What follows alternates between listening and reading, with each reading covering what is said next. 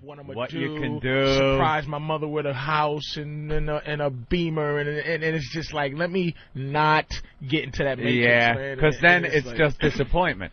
Now you're disappointed, like you actually had a shot at that shit. Yeah, I just don't. Yeah, so it took me right off of that 3-4. I'm sorry about that. That shit is. That's okay. It causes me pain, dude. I'm telling you, man. Oh. All right, listen. Why don't we go to the phone here? Our buddy's checking in. Jimmy. Hi, guys. Jimmy Norton, live from L.A., everybody. Oh, Jimmy. Out there morning, filming Jim. the HBO series. How's it going, Jimmy? Good. And Patrice, believe me, I think your mother is helping you hit the lottery, too. All you have done in this business is fucking isolate people who like you. Not really. We still like Patrice. I love you, Pumpkin. I know it's going to turn eventually, but you'll not like. I just can't stay like. That's why it's like, okay, thanks for asking me to come in once a couple of months. I love Patrice. He's one of my favorite people ever. And I'm listening to this whole conversation, and you're the worst representative for black people. You're not a good black guy. I'm a great black guy. See, I'm a newfangled black guy. You're Samuel Jackson's friend in school days. That's who you are. Which one? Oh, the one that goes, yeah, sucker. I'm just a bad human, but I love black people. One thing I don't is that there's no, like, okay, there should be a group of white people rising up against Norton for what he is. You know what I mean? Like, this is not who we are. We are not creepy little mushy aliens from big poke-eyed doughboys. We're not. There is a group rising up against him. It's called All Women in Los Angeles. Are you getting laid out there, dude?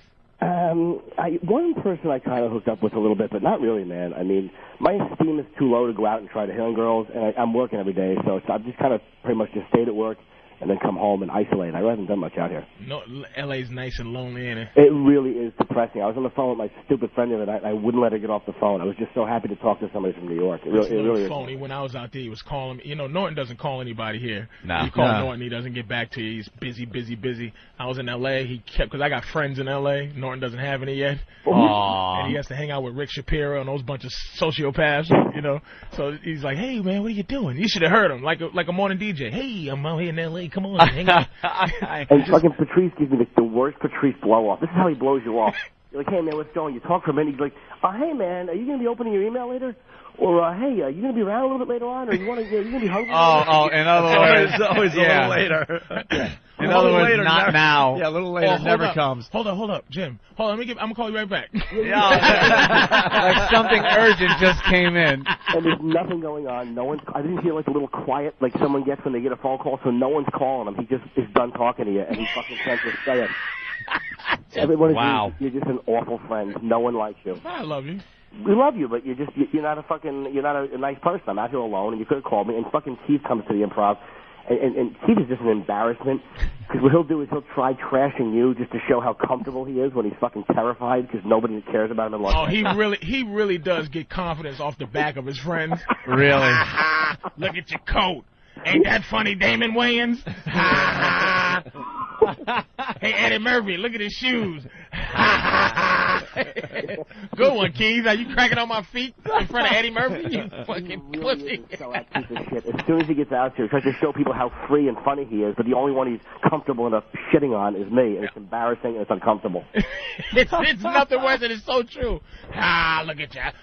Your head's big. Prick. Yeah. Hey, Jimmy, we had Voss in the other day, and he came in to hang with us, and everything was going great, and then he just attacked all of us for not showing up at Caroline's for his post-wedding party. Really? Yeah, and he said it was a big deal, and we should have been there, and it was his official wedding reception for his New York friends. Really? He pulled out invites from Ben, Steve, and Master Poe. They said they were going to attend, and they never showed. So he's calling everyone out like crazy. Yeah, he brought in evidence. Well, first of all, he's lucky Ben didn't show up, or he'd owe about 3 times as much as he did from fucking what Ben would have, the damage he would have done at the bar on a fucking Thursday for free would have been a major problem. It would have been. Nothing on that one. All right. Well, I was helping you. I was going to say. Nah, it's all right. I was going to say it would have been ugly. You know. We understood. We understood it even before you went into the explanation. After what the part that should have got the laugh. I sensed it had nothing, and so I figured just keep talking until someone else. Right. But he was very hurt that we weren't there. Really? Very hurt. It's 4:30 in the morning in L.A. I know. What are you doing up, Jimmy? Fucking lonely idiot. Listen, mate, I'm going to bed soon. I have a late call. We had to be at 8 o'clock in the morning yesterday, so I have a 1 o'clock call this afternoon. Hold on. A call, Patrice, is when you have to be somewhere. Okay. Hey, Jimmy. I'm kidding, babe. You know I'm kidding. Babe. How's the shooting going? It's good, man. It's fun. Yeah. How many in the can? 4. We're shooting the second. We shoot fourth. We're on the fourth one now. All right. So it's going very well. All right. How's that doughy skin under those TV lights? It's maintaining. I'm not in the next scene to like to do any damage. You know, I just kind of show up, and by the time it heats up, I'm finished. Hey, Norton, you got a nice sponges. Hey, like a pizza dough. Like a pizza dough. That's the one of Jimmy's like, with the too big of pepperoni eyes. Can you picture Bob Kelly throwing me up in the air? Angry baby. Spinning him around, kneading his little belly, watching it rise overnight. Oh my God! You're wonderful. It's 4:30 in the morning, man. Wow. That worked both ways because I could picture Bob throwing him up as Angry Baby too. Because Bob does the Angry Baby voice. Angry Baby Joe Pesci. Same thing. A couple of things with Jimmy. A week from Monday, you'll be back on the show here in New York, right? Yeah, for the week, man. Yeah, I'm coming back from Halloween. And he's coming back for the Halloween party. The Halloween party a week from Monday at the Hard Rock Cafe. You wearing a costume, Jimmy? Yeah, I don't know what I'm going to be yet. It's going to be a big surprise, guys. Ooh, I can't wait. Yeah. A lot of people asking how they get tickets for this shindig. You just got to show up and hope for the best. Where's it going to be? At the Hard Rock Cafe, Halloween night. Yeah, maybe. Over here? Yeah, we got 3 tribute bands. We got 2U, Brother Joe's U2 tribute band. Then we had the other bands in yesterday, the Rush tribute band and AC/DC tribute band. Yep. So it's going to be great. How were they? It was awesome. We had a good show yesterday. It was fun. And then we're going to have a costume contest and all that. If you're going to the Halloween party, you got to have a costume that has something to do with our radio show. Yeah. A little twist on the whole Halloween costume thing. Really? Well, maybe somebody show up and just not talk to me when we're in a different state, and they can go as Patrice. Maybe that would be nice. I really needed to when I was out here. You son of a bitch. You have all the connections. And then tonight, Jimmy, is a big night for you. Yeah. But I felt bad yesterday. I was going to call in, but I was so depressed when I woke up, and I was like, I couldn't just call a plug. I kind of felt like fucking guilty. Like, I can't just call and plug. Why were you depressed, Jimmy? Oh, I don't know. The guilt's over now. Plug away. Tonight, midnight, HBO. Yeah, HBO. Oh, that's your special. That's right. Yeah. HBO special tonight with Jimmy Norton. Hey, have you noticed any difference in yours? Like, I haven't been talking to people. Like, have you noticed like all of a sudden the phone rings more, or is it just pretty much like people who saw it, and who didn't? No, your phone will ring. Just the people who really like you, you'll hear from. The parents and shit like that, and some friends. Yeah, but my mother already had the tape, so she saw it, and she was just I can hear you hate when you know somebody so well and you know they're disappointed. Oh. And my mother she just goes, yeah. Oh. Your mom did that to you? Oh, my mother just does not fuck around. When she just goes, she can't lie to me. Because you're despicable to women. Yeah, and she just and she got to work with people. You know what I mean? And a lot of people know her as my mother. Yeah. You know, whatever. And she just went. And here you are, this misogynistic embarrassment. Oh, just because she really hasn't really interacted with me in the last 8 years in terms of living with me. So she just didn't know I've developed this to be a complete ass. Wait, did you ever tell them? I don't mean to interrupt you, but Patrice is the greatest. Did you ever tell them about the fat bitch from the Wiz? Wait, what? Don't. Wait, what? You laughed through it. I didn't even hear you. Let's just say, look, she doesn't listen to this show. A girl that he used to see, and he referred to her as the fat bitch from the Wiz. She used to work at the Wiz, and when I first moved to Jersey City, she was the first one to receive your seed. Yeah, she's the first one, and she was great, man. And we call her the fat bitch from the Wiz. And I used to live up the spiral staircase. I tried to sneak her in the sneaker. She was at least 400 pounds, and and she just, and my roommate, you know, he was on the phone. This would kill me. He was waiting on the phone because he heard me sneak a girl up. So he's really like one of those guys that go, I'm gonna peek at the girl coming out. Yeah. So he was standing there on the phone talking, right? And I come down and I was trying to sneak her down. He was right there and I couldn't do nothing to mush her away.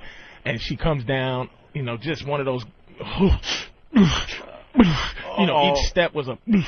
So she gets to the bottom, and he goes, "Hey, what's up, Patrice? How you doing?"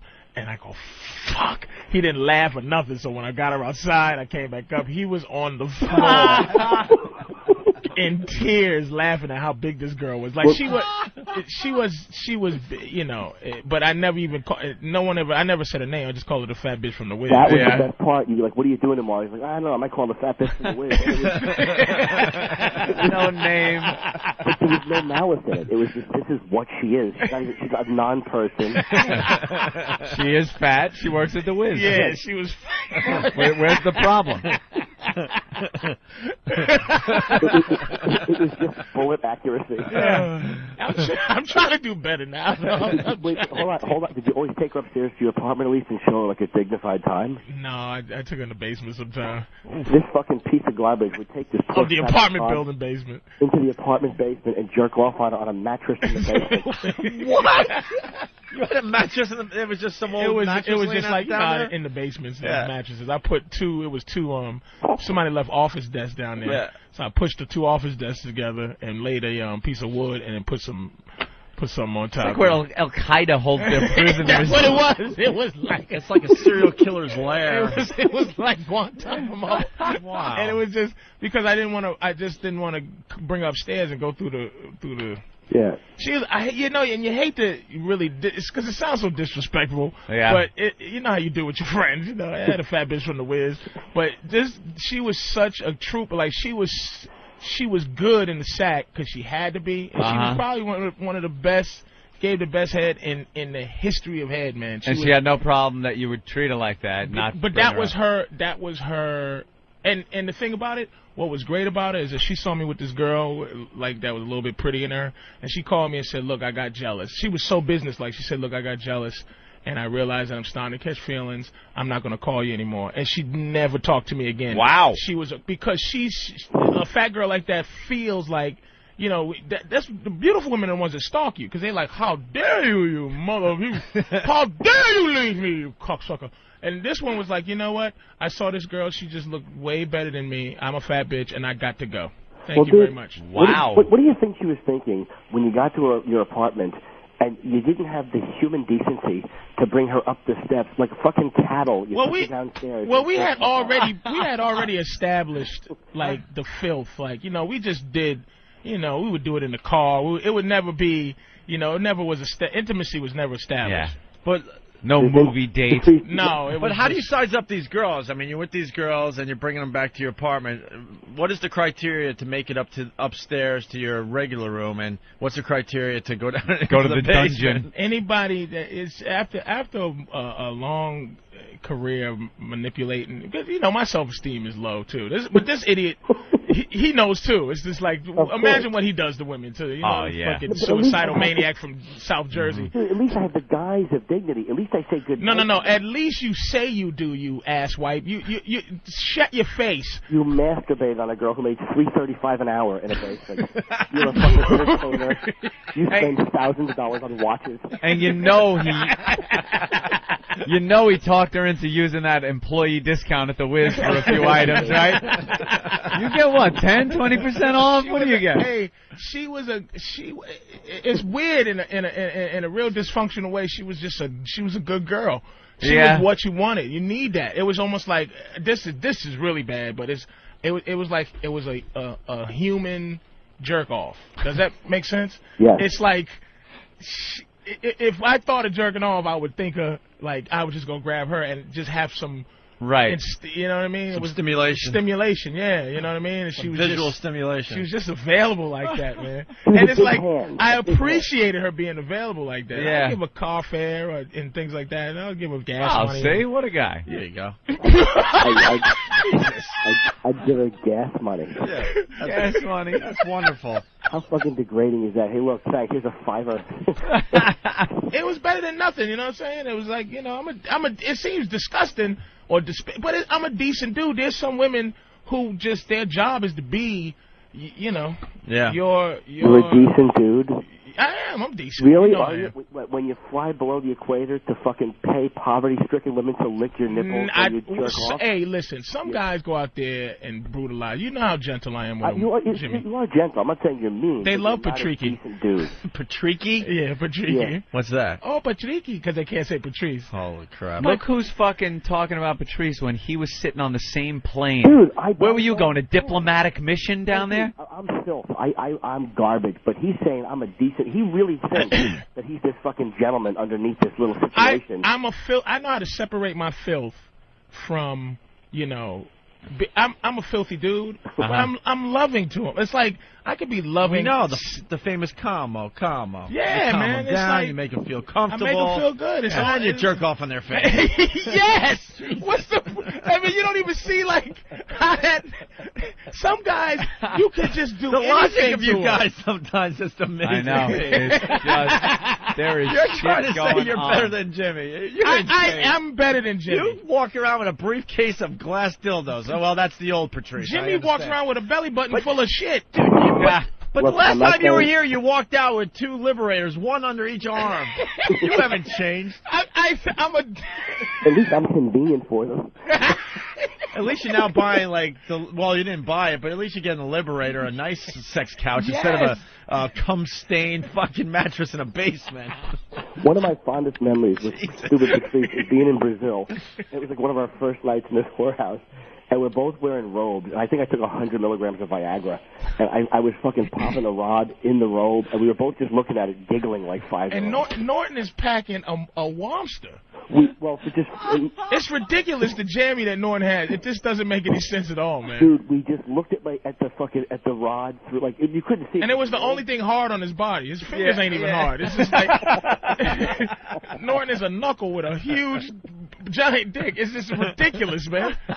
It was sickening to me. And everybody was popping Viagra, but I couldn't. Because, I got the blood pressure, so it's like that. Yeah, you don't want to raise kill that me. up. So everybody's just walking around with these huge veins. Holy shit. It really was filthy. God damn, that's After too their money, their fucking little funny. fucking cartoon money.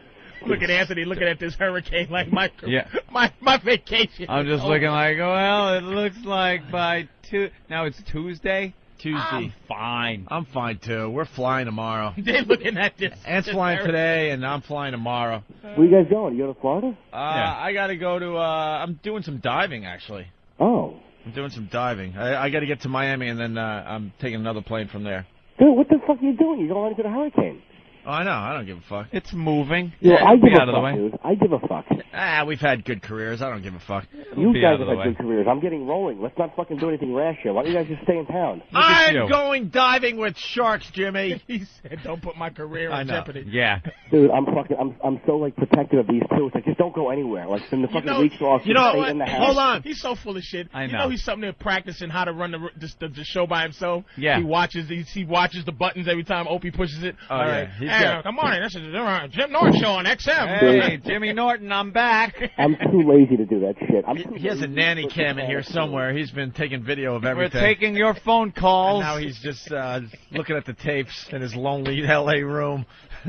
I'm too fucking lazy to plan a coup. I just like to fucking show up and sit there and throw out the occasional joke and go, hello, check.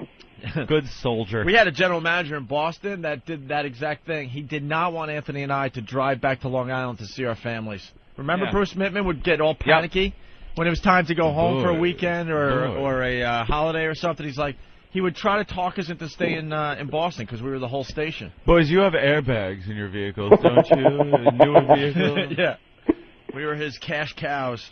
All right, Jimmy, we got to let you go. I'm going to go to bed, man. Thank you for calling. We appreciate the HBO thing. Sounds like it's going great. And, of course, the half-hour comedy special tonight at midnight. Yeah, have a great vacation, man. I'll see you guys when I get back. And, Patrice, I'll talk to you this week. No, you won't. Bye. All right. Yeah. What am I going to say? I'm hanging up.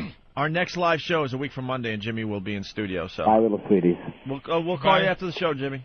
Bye-bye. All right, there he goes. Jimmy Norton, everyone. Bye, sweetie. Dru Boogie in studio. He does this before. I gotta ask Dru. I'm not fucking around this time. I gotta ask Dru about his equipment. Last time you were here, you had a turntable and then you had a CD turntable. Right. It's like a CD in there, and you fuck with that. Now you got 2 turntables with 2 pretty much albums. Yeah, vinyl albums. It's coded vinyl. But what the fuck is that? Because you're programming shit into a computer and it's playing on the vinyl. Is that how that's working? Yeah, I'm thinking he's at home with fucking vinyl burning machines.